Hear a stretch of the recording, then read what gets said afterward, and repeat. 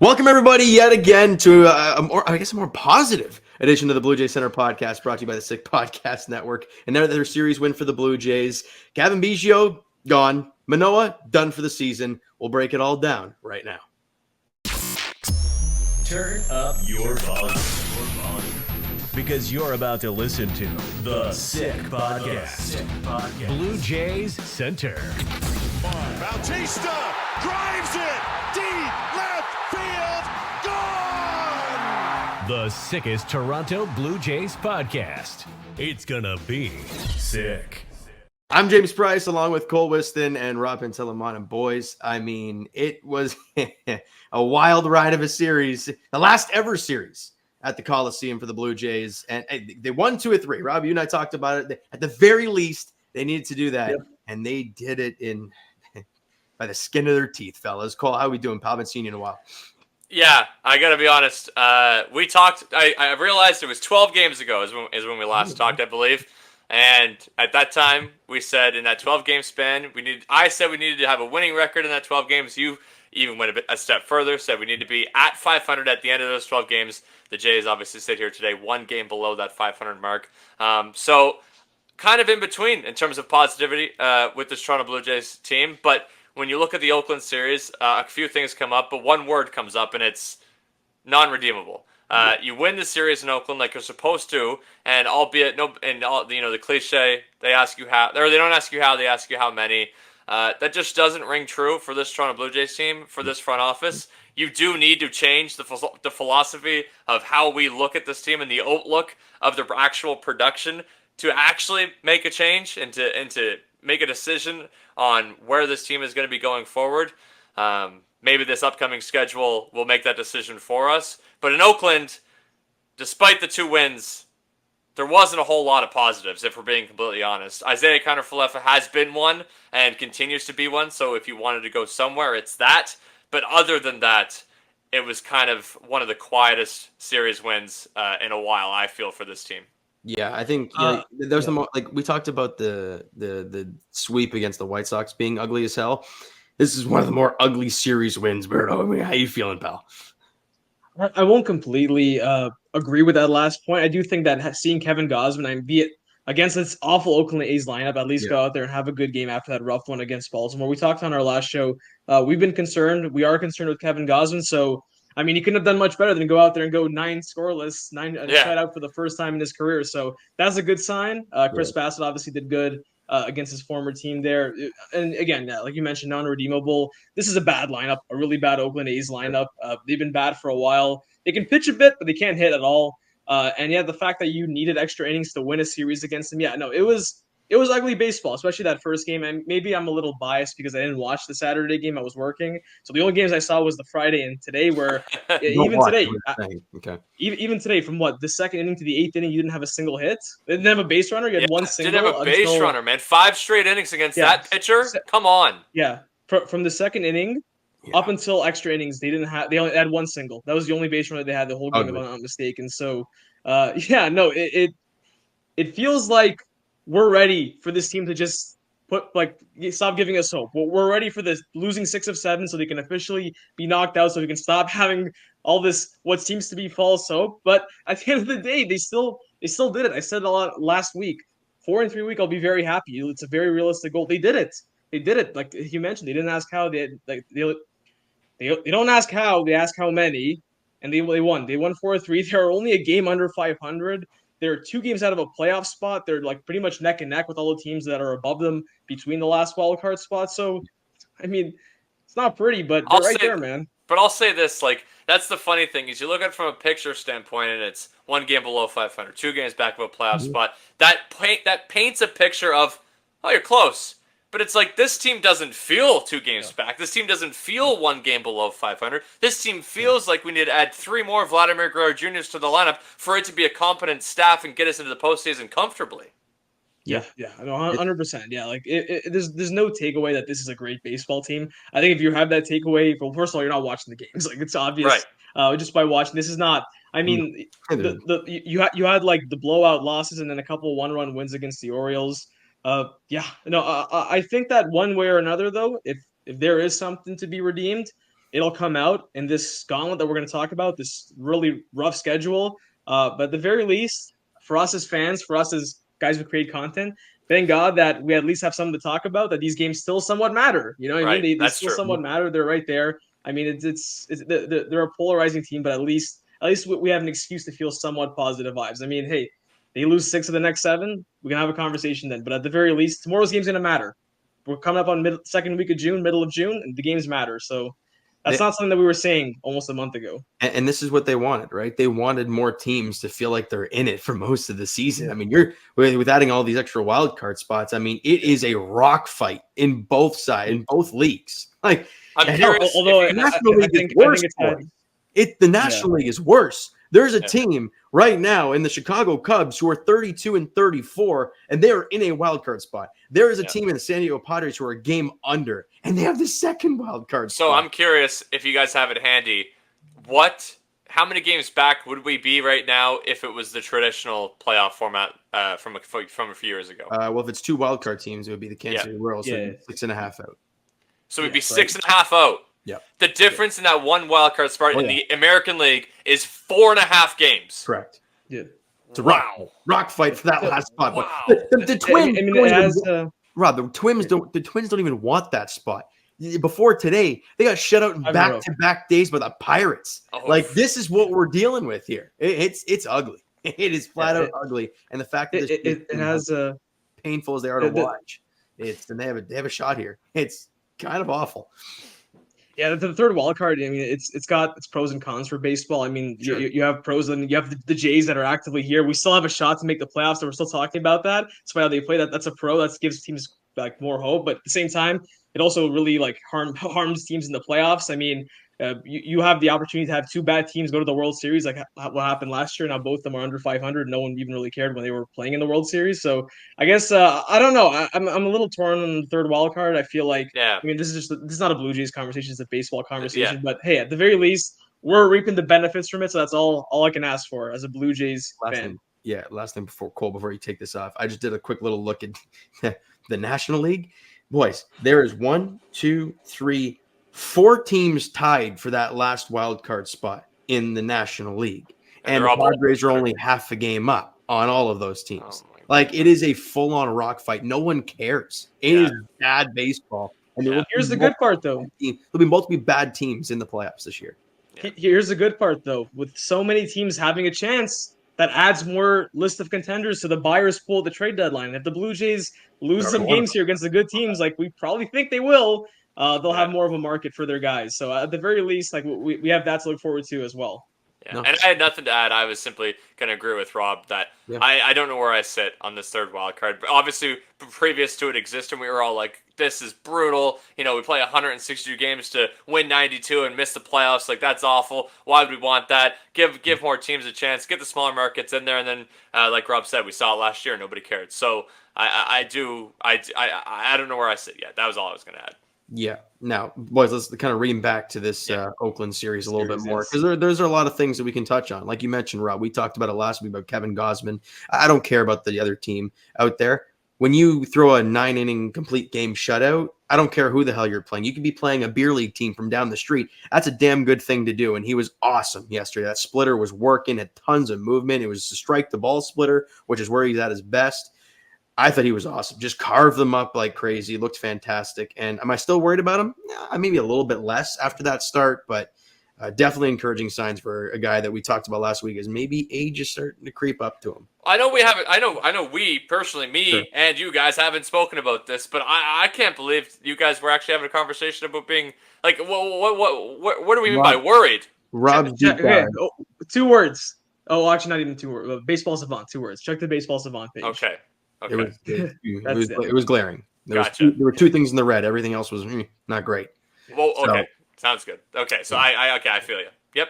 Right. And also, we learned that IKF is one of the most clutch guys in this team. 5 of the 6 runs driven in today.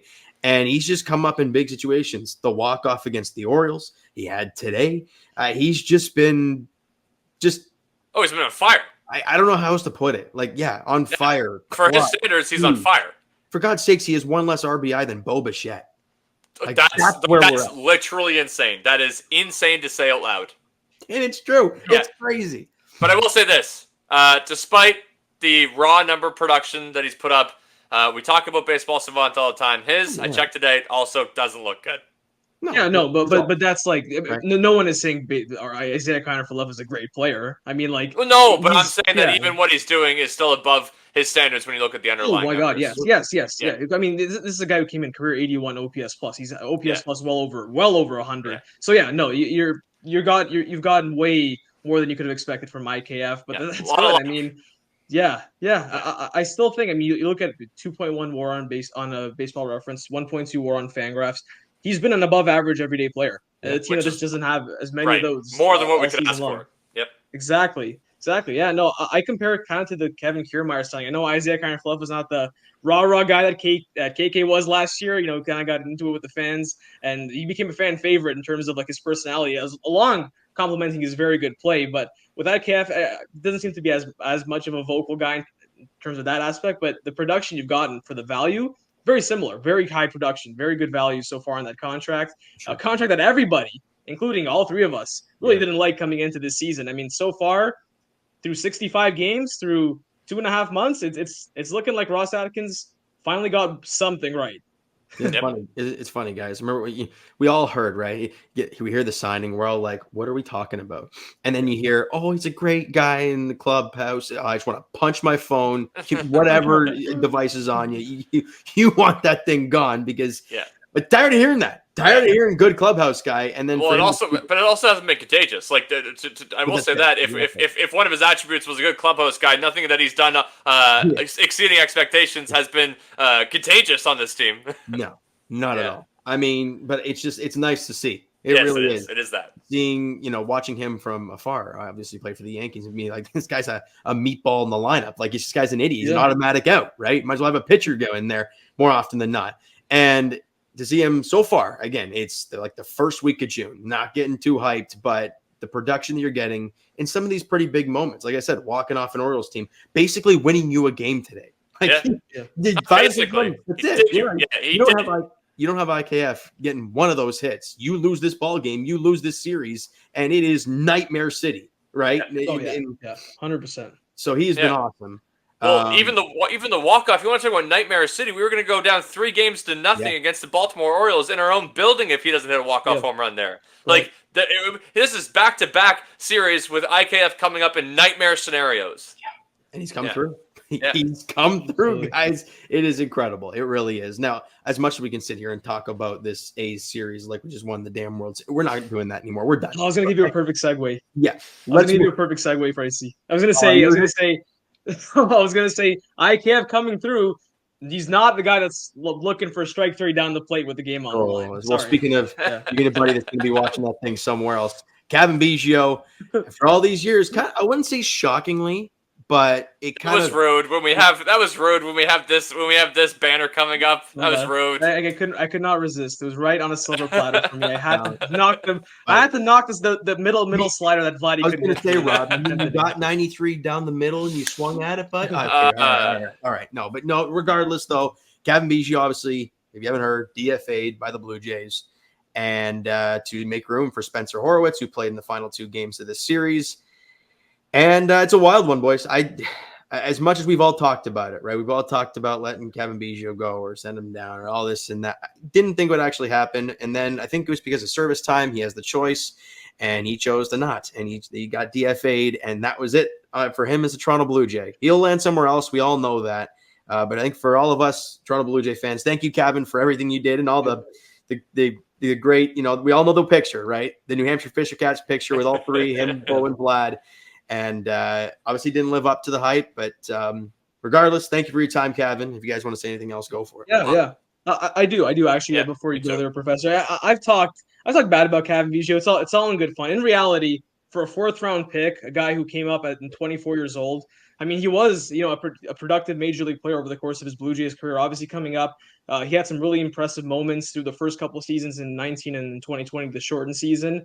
After that, he kind of got a little bit exposed for his weaknesses, and it was a little hard to adjust. But even last year, I mean, he had some nice moments for this team in the second half of the season, just a few big moments there. So as much as as much as I think it was the right move right now, based on how this season has gone and based on what this team needs right now, I think overall, I look at the Cavan Biggio era based on his expectations coming in, his player profile. He carved out a big league career for himself, and honestly, I hope that wherever he goes, he ends up having a good career. Always great guy, never any bad things you heard about him over the last 6 years that he was up with the club. So yeah, no, all the best, Cavan. Thank you.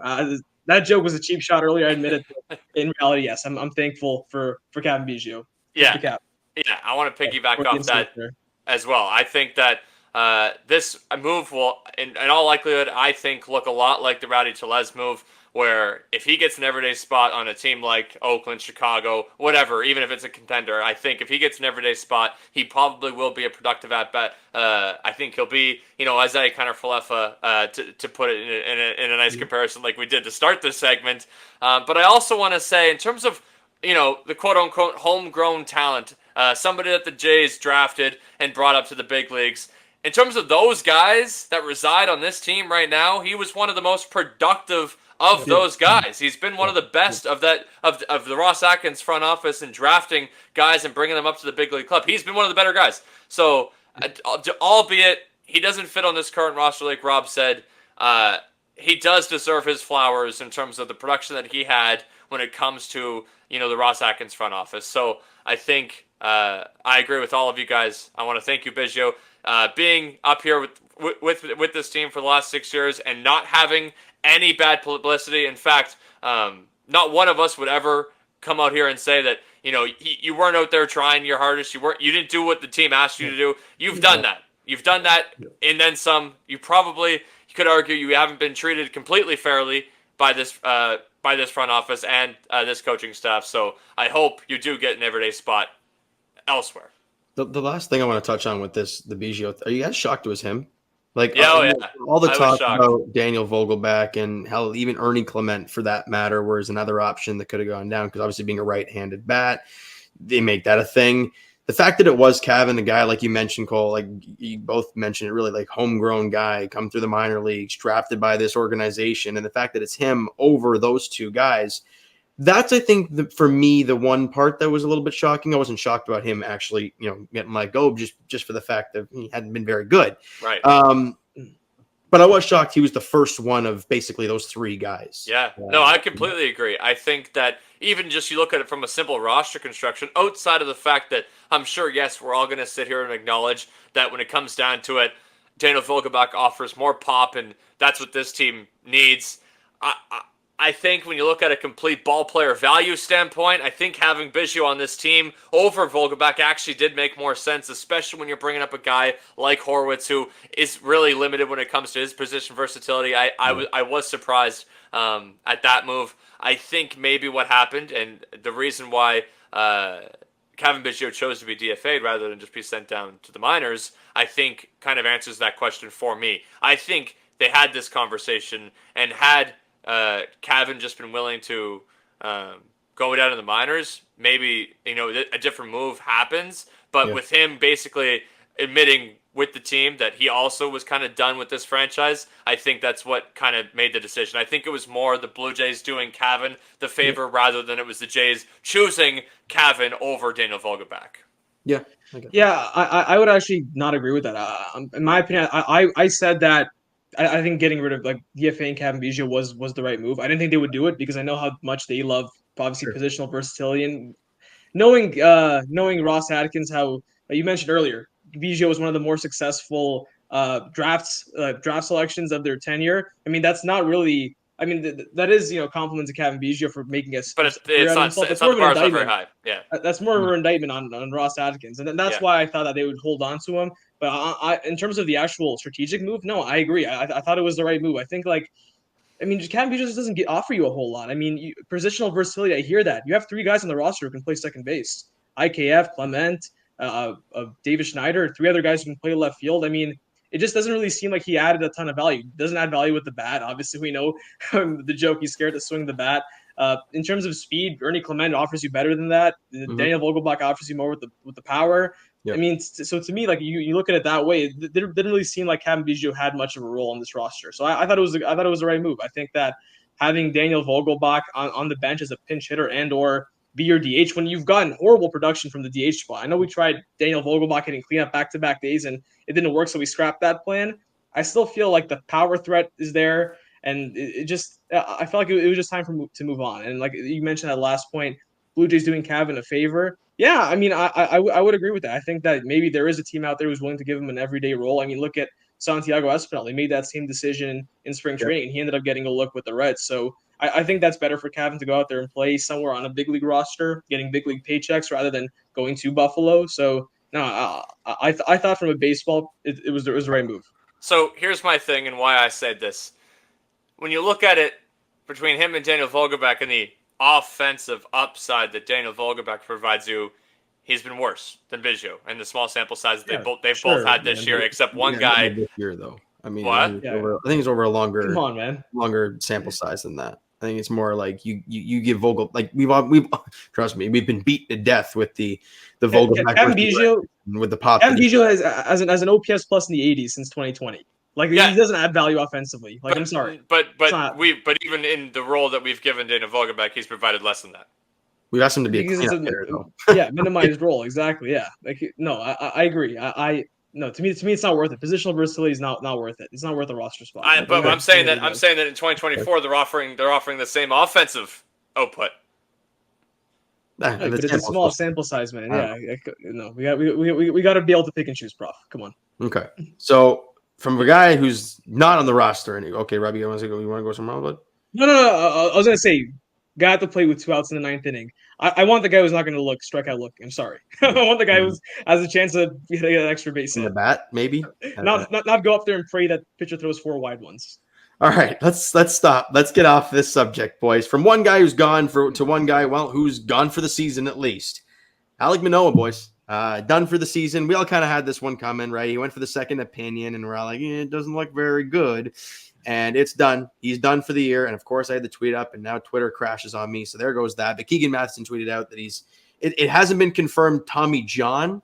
So it's kind of a wait and see. There it is, right here. I thought it was the UCL confirmed. Exactly. Well, so here we are. So Alek Manoah will undergo right UCL surgery on June 17th. John Schneider tells traveling reporters in Oakland. The Blue Jays are not yet certain if this will be Tommy John or internal brace procedure. So that's what was mentioned. But either way, no matter what it is, he is done. He is done for the season regardless. Yeah. He is done for the season regardless. It's just a matter of if it's Tommy John, it's obviously going to be into next year as well. So we all kind of saw this one coming. When we saw him start pinching at his elbow and came out of the game right away, and then he's got to go get a second opinion, it's like, oh boy, we saw this one coming. It's unfortunate for a guy who has dealt with, a ton over the last couple of seasons. He's at a tail. It was good. Yeah. He was great for the time that he was here this year. It's crazy. Like to the point where we actually need him. Like to the point where right now it would be very good to have him on this team because we've had back-to-back fifth starter spots that were started by Trevor Richards and Bowden Francis. Yeah, Bowden Francis, God, I said it in the chat while the game was going on. Every time this dude throws a pitch, I'm like, oh, God. Like, no, this is not going to go well. And he did fine, but it's the Oakland A's, so I'm okay with that. But you don't have any Oakland A's in the freaking schedule coming up, fellas. So we'll see where that goes. But back to Manoah. As I mentioned, it's so unfortunate. We obviously Toronto fans fell in love with this guy through the first couple of years of his career. Top 3, top 5 in Cy Young Award voting, and then obviously last year's just a downfall of all downfalls, and it looked like he was basically done with the organization for a minute. There were obviously those stupid reports about that, and then we see his work in the off season. He looked in shape, and when we're at a game, you're like, he actually does look a lot better. First spring training start, he stinks, and we're like, oh boy, okay, here we go again, and then that's all he has. He doesn't pitch again until, the beginning of May at least. Yep. And things weren't great in the minor leagues, and they give him that call. But as you mentioned, Cole, since then, he had been really good. And then there it is, Tommy John or whatever the hell ends up happening to. It's ugly. It's an ugly one, boys. And as you mentioned, I don't want to watch more Bowden Francis starts. I think it's a bit of a sign. Like this is your season, Toronto. Like, let's not fool yourselves. Here's the baseball gods trying to show you the direction that you need to go in at this deadline. Like, basically, that's what it feels like to me. You finally had the best case scenario. You had literally Alek Manoah not only being a competent pitcher, but being closer to an ace than he was being a below average pitcher. He was closer to being an ace, and he immediately, in 5 starts, goes to the shelf. Will be done for the entire year. Like, basically, that's baseball telling you, give it up, move on to 2025. Yeah, they won't do it. Not by now. We'll see. It's to be determined. They might. If they're they might. Okay, with That's the problem. They fall off a freaking cliff, then yes, absolutely. But if they're in and around what they are now, 2 games out, they ain't selling off. Because the way Ross Atkins and this organization is right now on like thin ice with every fan in this city. Well, it's the same face. You're that close, and they're going for it. Yep. So we'll see. We'll see. But I think Robbie, anything to say about Manoah? Not a whole lot. I mean, basically, you and I on the podcast, the last we did it, we both said that, we heard all these things come out, all these words, and obviously we admitted that despite our lack of medical credentials, we felt like this could go bad. Unfortunately, it was worst case scenario.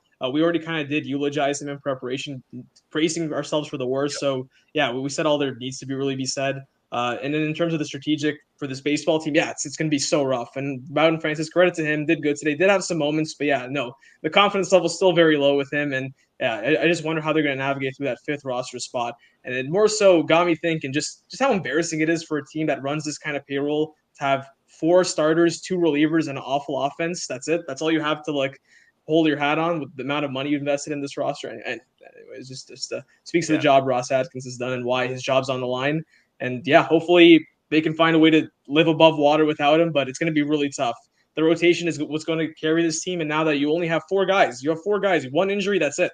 1 guy gets hurt, you're done. I mean, there's no option. There's no other guy. There is no 6th starter. There's no guy in Buffalo that's going to come up here and give you anything of redeemable quality. So thin ice. Yeah, and you brought it up, and I said this. We all said this at the beginning of the year. Well, I guess some of us were more optimistic on where this team would be. But when I said my prediction of being, just above 500, I got myself. I backtracked a little bit and said it's because they'll fall ass backwards into a above 500 record, which is currently what is happening. We are one game below 500, and we have fallen ass backwards into it because despite that, we don't feel good about it. We don't feel good about it at all. No, not at all. All right. Well, hey, for one guy, I forgot to mention him in this Oakland series, but a guy that I don't want to say has gotten hot, but he's starting to piece of the ball a lot better. And that's the old bearded 39-year-old Justin Turner. He's starting to feel a little bit, boys. And Robbie got him from Stat Genius. Let's hear what you got.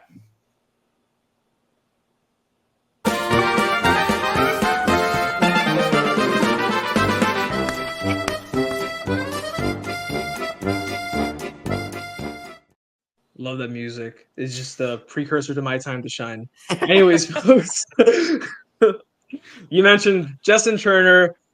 Very, very up and down start to his Blue Jays career. The first month of the season was terrific. Had a great opening series. We're talking, hey, look at us. Look, we were right. The professor was wrong. And we were making fun of him. And he had that great month. We had an OPS close to 1,000. Was playing phenomenal baseball, just getting clutch hit after clutch hit, it seemed like the few that this team had. And then fell off a cliff the month of May. Just was awful. I came on the show and said that they should write him off, just trade him back to the Dodgers, give him a happy farewell tour in his last season of his career and open up roster spots. Small sample, but he's having a good start to the month of June. He's having an April-like start so far in the month of June. Only 26 plate appearances, so obviously very, very small sample, hitting 348 with an 858 OPS. And I don't know if you guys caught the game today. His first plate appearance of the game, they showed the numbers. The OPS plus of 95, and that was before he had a double and a walk. So I'd imagine after today, creeping close at 100 OPS plus mark, which is right around league average. I mean, maybe the bigger story is why is the league average of OPS plus in the 600s? Because offense doesn't exist in baseball anymore. But nevertheless, Justin Turner turning it around a little bit, and the Blue Jays absolutely need it. They need to get production out of that DH role. I mean, you just can't justify a DH who had an OPS in the low 600s like he did a couple weeks ago. So good for JT for turning it around. The team definitely needs it. I got to piggyback off this. One, I'm going to bring up some Justin Turner propaganda, and also provide my own little bit of a tease for a Stat Genius for fans to do on their own research. But Justin Turner, the reason why we said he fell off a cliff is because his bat speed is in the 1 percentile on Baseball Savant. Yep. If you look today, that's still the case. And if him turning around is him being league average, I still think that is a horrible signing. If that so is it's anti-propaganda. You said he had Justin Turner propaganda. It's anti-propaganda. Anti-propaganda. My apologies. God, okay. Well, so we're clear. I was dialed up, ready to get hyped. No, I wasn't. Exactly. Sorry. Whoa, what's going on here? I was getting excited. Sorry. What I should have said is I'm going to counter your propaganda on Justin Turner. Because and obviously a league average hitter in our cleanup spot or even our fifth spot is a god-awful decision for this lineup. So hopefully he completely turns it around and is back to his April form, because according to all of his underlying numbers, that does not seem to be the case. More negative in my Stat Genius thing, which we do not have time to go into the depths about, but we talked about it in the Blue Jay Center chat today. I talked about it on the Blue Jay Center Instagram show after the game, so I'm going to present it to you guys as well. Take a look at the 2019 Toronto Blue Jays roster and their lineup, and then take a look at the 2024 Toronto Blue Jays lineup, and you can draw your own conclusions from that. That's all I'm going to say. They're very similar. The team in 2019 won 67 games. All right, James, go back to you. Yeah, and also the only reason this team is not the 2019 Blue Jays is because we're not looking at Trent Thornton out there. Exactly, because Trent Thornton That's isn't the the positive. Yeah. Trent Thornton and 2 openers and Marcus Stroman. That was their rotation here. Wilmer Font, boys. Yeah. Oh, God. Yeah, those Wilmer Font and Bobby Boucher is the Hall of Fame opener duo. Oh, man, the lefty. Oh, that's, yeah. Oof. God, that's a baseball reference game type of guy right there. Absolutely. Well, boys, we talk about this team pivoting, right? That's what we talk about all this time is them, kind of ripping the Band-Aid off and figuring out what they got to do for the future. And the future is been kind of bright recently down in the minor leagues, and that's where we're going to check up on the farm.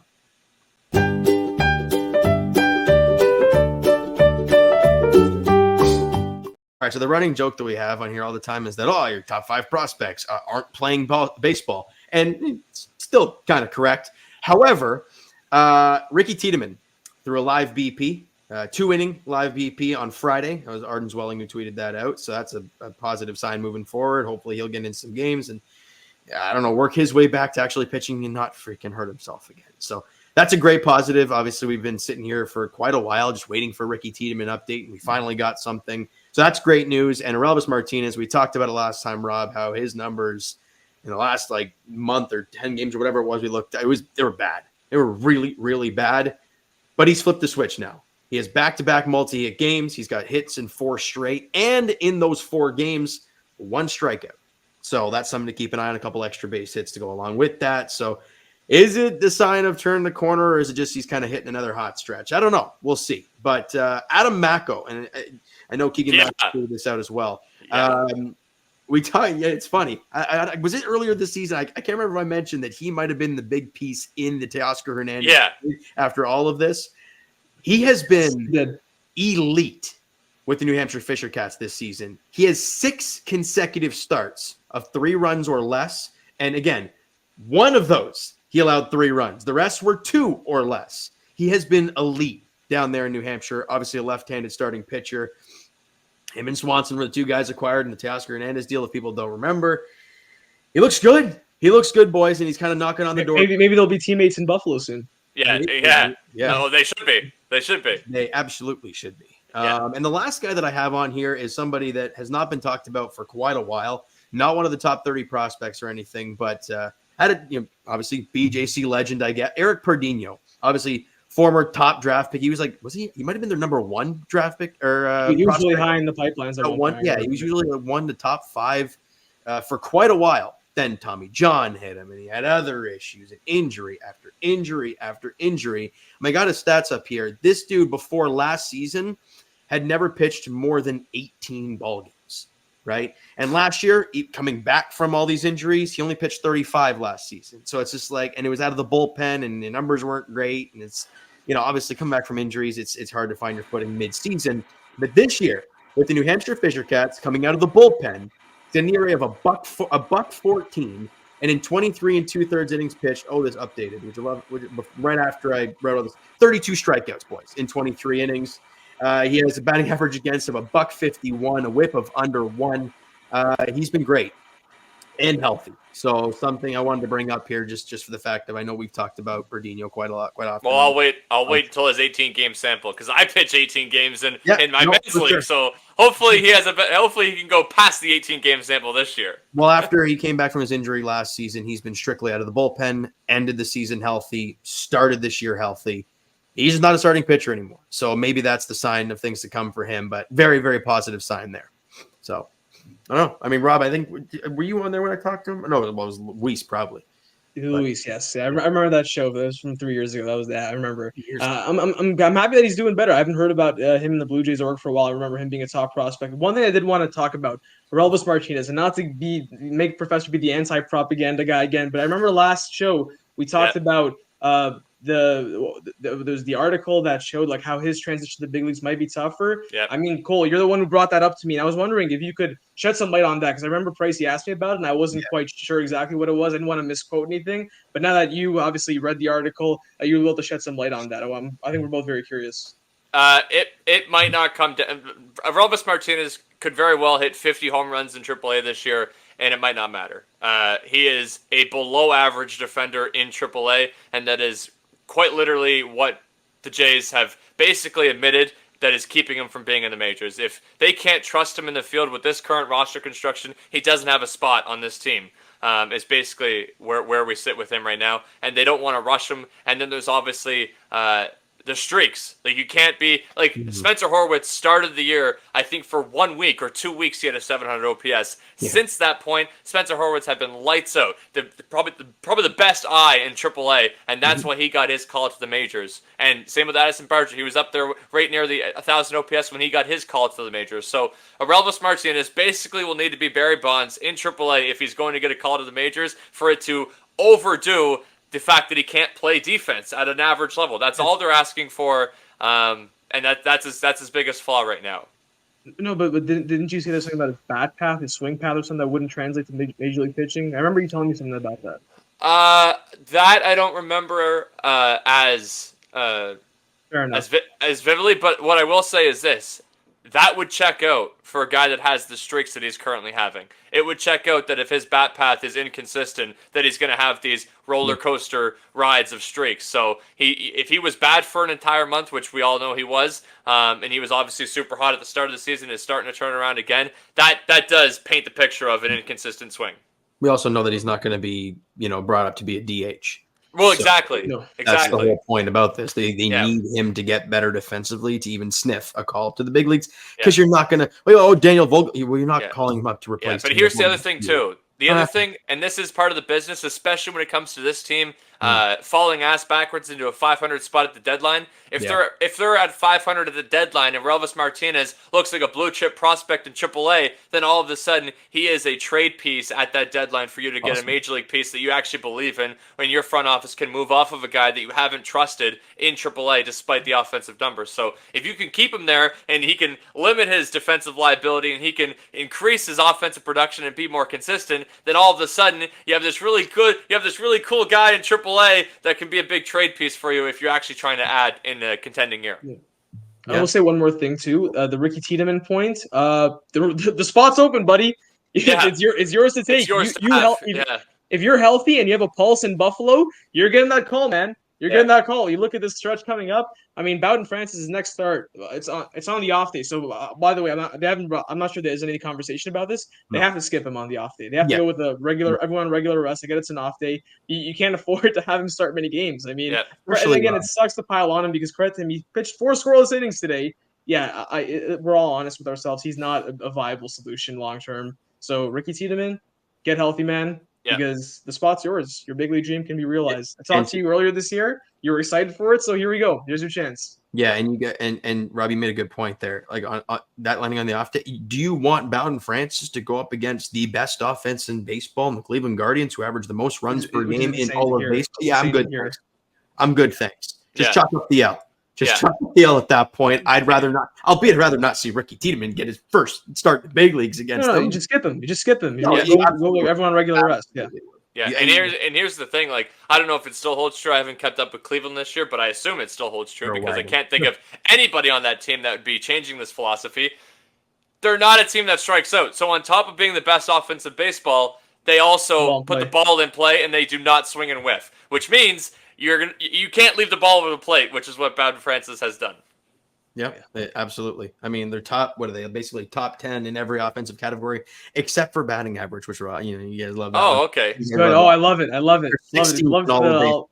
Yeah, And So they're- maybe they- the philosophy has changed. Maybe I'm simply missing, but like It's if an you go odd one though. It's an odd one because they are like I'm just gonna ream off these offensive stuff. So they're 7th in stolen bases, they're 10th in home runs, they're 10th in OPS, 11th in slug, 7th in OBP. So there that kind of checks out a bit. See walk a lot. They're 16th in average, 16th in hits, but first in runs scored. So It Yeah, just- so that would mean that would mean their walk rate is incredible because like if your slugging percentage is outside the top 10 and your batting average is outside the top 10, those are the two two of the fundamental elements of They're 10th in OPS. home So that means you must walk a lot. they walk Which means a they're lot patient at the plate. and they're clutch. Yep. If they're Exactly. if they score the most runs in baseball, they're clutch. Yeah, and also pitching wise, other than home runs allowed, which is 13th, they are top 10 in every category pitching wise. So Oh. You're a wagon. Well, it's a Yeah, good yeah. thing that we don't. Oh wait, we don't hit home runs. I was gonna. we don't do anything unless they're facing me. That's it, then, boys. That's it.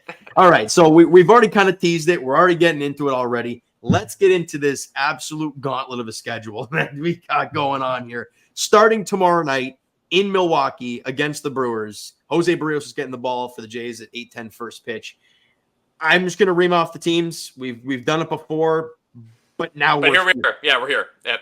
3 we in go. Milwaukee, 3 at home against the Guardians, 3 at home against the Red Sox, 3 in Cleveland, 3 at Boston, 4 at home against the Yankees. Now, they may not be the team they used to be right now, at least, but 4 at home against the Astros, 3 in Seattle. 26 games. They don't. That schedule runs right through July 7th. Okay, Yep. here we 20 are, boys. 26 games, and that Astros team, albeit yeah. unless they're simply not going to have a year that they've had the last like better part of a decade, that Astros team come that point is going to be a lot better than the team that they are right now. For sure.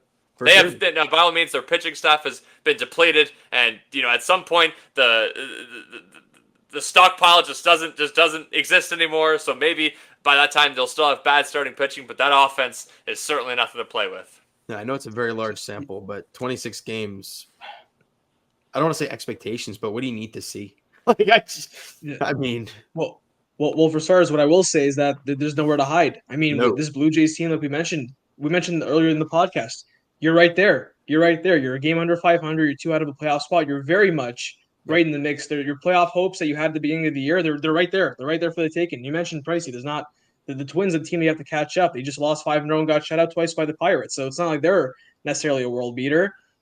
And yet we don't feel that great about it. We don't feel that great because we don't think you're that good. We don't think this team's that good. And now here's your chance. If you can go out there in the gauntlet and hold your own and be right there in the playoff mix, I mean, you have no choice but to concede. Hey, if you can keep your head above water and hold your own, then yeah, I think we'll come around to it. You gotta prove it. Prove it. Go out and prove it to us. These good teams, there's no way the Blue Jays are going to be in a playoff spot or like in contention for a playoff spot after this stretch if they're not somewhat for real. If they're not somewhat successful against a good team. So all I gotta say is that we'll know what this team really is. Well, are they the team that we think they kind of are, which is not a great team, a team that just can't hold their own against the good teams and gets back into the race by beating up on the crappy teams, which is what they've done this season? Then the chickens will come home to roost. Then they'll be 10 under 500 and way out of a playoff spot, and then the decision will be made on what we'll do come July 30th or 31st, whenever the trade deadline is, or the opposite. You go out there and do a good job, and hey, maybe we'll have different conversations. Maybe the conversation is, what can the Jays make of their limited prospect capital to augment this group? So we'll see. Before I jump in, Cole, the thing that has kept going through my mind is that by Canada Day, we will know where this team is. Yes. What, 20 games of that 20? 3 weeks away. You will know. You will know if this team's, I don't want to say if they're legit, because we all kind of just, they're probably not legit. Yeah. But we will know standings wise, we will know record wise where this team stands by Canada Day. That's kind of where we'll have proof of concept that they are or not. Yes, Yeah. exactly. In terms of results, yeah. Yep. 100%. I think, and I always like to just put a number on it. My expectations are we're probably going to be right around 10-16. That means we're 7 games below 500 by the time this stretch is over. I think if this team goes 13-13, then that was a miracle run, which is simply just the difference in 3 games. 3 losses turning into 3 wins is the difference in those 2 things. But that is something. It's not nothing. If they go 13-13, I think there is, at least from our perspective, there has to have been a legitimate shift in what this team currently looks like as of today than what it will look like, a month from now. There would have to have been a switch, even if it is a 500 record at the end of it. And if they go above 500, then maybe we were wrong. But I'm expecting 10-16, and I think if they go below 10-16, then we certainly know where this team lies. And that's realistic. Yeah, it is absolutely realistic. 100%. If I were to assign a number like you did, I would feel pretty confident betting that they'd go under 500 in this stretch. Which if they go under 500, that means there'll be multiple games under 500 come July 1st, which means there'll be multiple games out of a playoff spot, which at that point would basically make the decision for them. So it really is make or break. I mean, you can't. There's no. I don't think there's a scenario where we come out of this stretch without having a firm stance on where they sit. No. I mean, for God's sakes, we probably have a firm stance now. I mean, at this point, we agree that they shouldn't augment this team. They should take a step back and have a soft reset at the very least for next season. But we'll know for sure. I mean, there won't be any, hey, you never know, they're right there kind of talk. No. It's either they're there or they're not. If they're there, that means that they're a better team than we all thought they were, which means that we have some actual proof of concept that they're good. Boys. Oh boy, here we go. Here we go. No more tomato cans. No more Oakland. No more White Sox. No more, well, we thought tomato cans in the Detroit Tigers. Nothing left. Just wagons. Just division leaders. Like that's where we're at, right? Seattle, division leader. Cleveland, obviously division leader. Yankees, division leader. Division leader note too, no? Milwaukee first division leader. Yes. Yeah.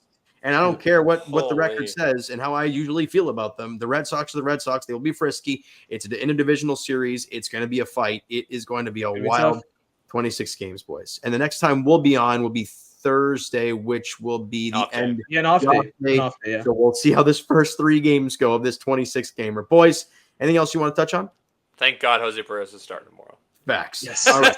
Okay. Barrios win the first game. So win the first game, get back to 500, and then look to win the series. You win this series against Milwaukee, we'll be very, very happy come Thursday. You're 500 on the off day. Oh, that would be immaculate. It's immaculate. All right, fellas. Well, getting back home too. Yeah, that's true because they're home for the next 6, right? 3, and then they go to the other. It's weird. They go to the same guys, but just in their parks. It's kind of a weird one. Right, exactly. All right, boys. Well, Rob, Cole, what's up, James? Appreciate you guys as always. Jimmy. Behind the scenes there, bud. Appreciate it. First show. My first show for Jimmy. So give him a round of applause, everybody. A little claps in the comments or whatever for Jimmy. And boys, we'll be talking on Thursday and hopefully good vibes rolling.